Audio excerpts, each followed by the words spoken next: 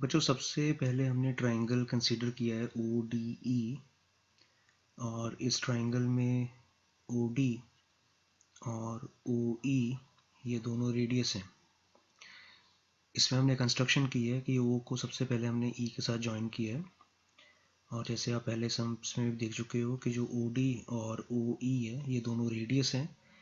So angle O D E will be equal to O E D, क्योंकि isosceles triangle आ गया, दोनों angle 40 degree के हो गए। अब आप ट्राइंगल के तीनों एंगल्स का सम जानते हो कि वो 180 डिग्री होता है। दो एंगल आपको पता लग चुके हैं, वहाँ से आप angle D O E find करोगे, डेट विल बी 100 डिग्री। अब किसी भी सर्कल के सेंटर पर जो एंगल सबटेंड होता है किसी कॉर्ड के द्वारा या किसी आर्क के through, that is double of the angle subtended bye it in the remaining part.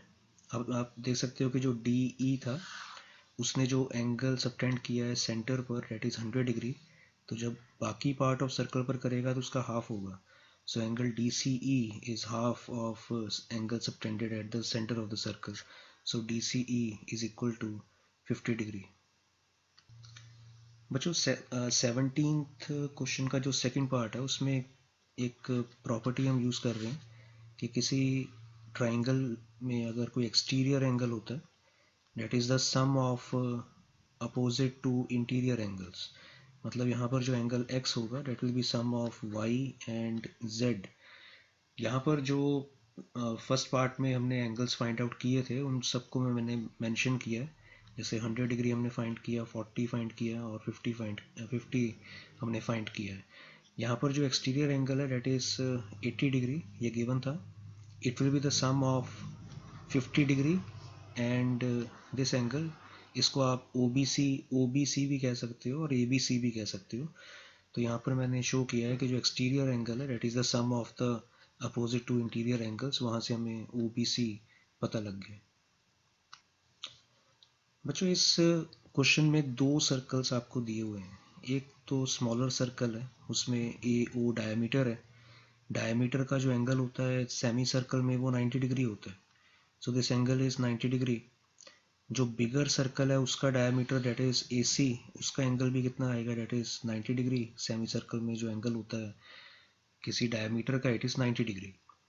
ये दोनों एंगल 90 डिग्री के आ रहे हैं। अब आप देख सकते हो कि दो लाइंस हैं और एक ट्रांसवर्सल उन्हें कट कर रहा है, और ये दोनों एंगल 90 डिग्री के आ रहे हैं। अगर ये दोनों एंगल 90 डिग्री के आ रहे हैं इसका मतलब, बट ये कॉरस्पॉन्डिंग एंगल्स है, तो कॉरस्पॉन्डिंग एंगल्स अगर आपस में इक्वल होते हैं then the lines are parallel to each other. So B O line will be parallel to E C line. जब ये दोनों लाइंस आपस में पैरेलल आ गई हैं, अब एक ट्राइंगल की प्रॉपर्टी को यूज़ करोगे। किसी भी ट्राइंगल में अगर कोई मिड पॉइंट होता है किसी साइड का, वहाँ से अगर आप एक लाइन पैरेलल ड्रॉ करते हो थर्ड साइड को, तो वो इस सेकंड साइड के मिड पॉइंट पर ही कट करता है। अब हमें पता है कि जो ओ था वो सेंटर था बिगर सर्कल का, so A O is equal to O C. आप कह सकते हो कि O is the mid point of A C.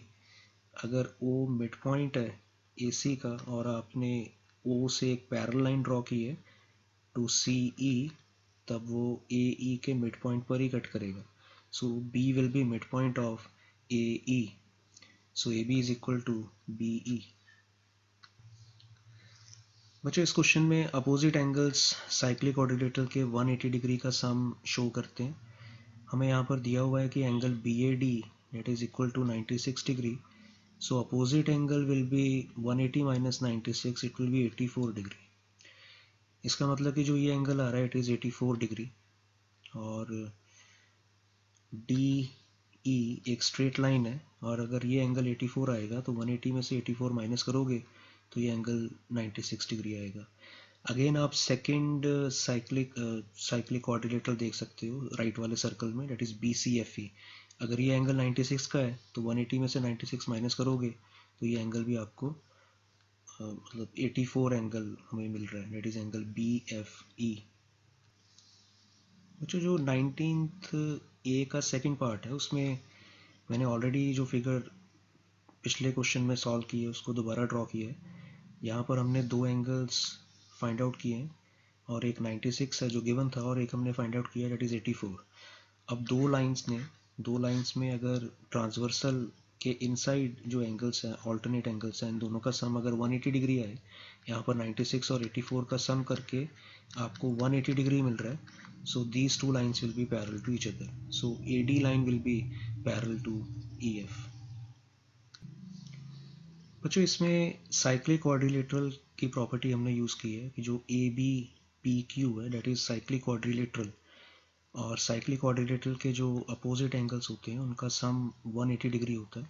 So x plus Y is equal to 180 degree, और दो पैरेलल लाइंस के बीच में अगर कोई ट्रांसवर्सल है तो जो ऑल्टरनेट एंगल्स हैं उनका सम भी 180 डिग्री होता है। सो x plus Z is also 180 degree. First और सेकंड के रिजल्ट को मैंने कंपेयर किया, वहाँ से मुझे मिला y is equal to Z. इसके बाद में स्ट्रेट लाइन की प्रॉपर्टी हम यूज़ करेंगे कि जो y और एंगल QPC है इन दोनों का सम 180 डिग्री है। y ऑलरेडी z के बराबर, इसका मतलब कि z और QPC ये वाला एंगल, इन दोनों का सम 180 डिग्री है। अब जो साइक्लिक क्वाड्रिलेटरल होता है उसमें अपोजिट एंगल का सम 180 डिग्री होता है। इसका मतलब कि यहाँ पर z और अपोजिट एंगल का सम 180 डिग्री आ रहा है। इसका मतलब कि जो क्वाड्रिलेटरल है that is QDCP that is a cyclic quadrilateral. तो फाइनल रिजल्ट हमारे पास आ गया, that is PCDQ is a cyclic quadrilateral.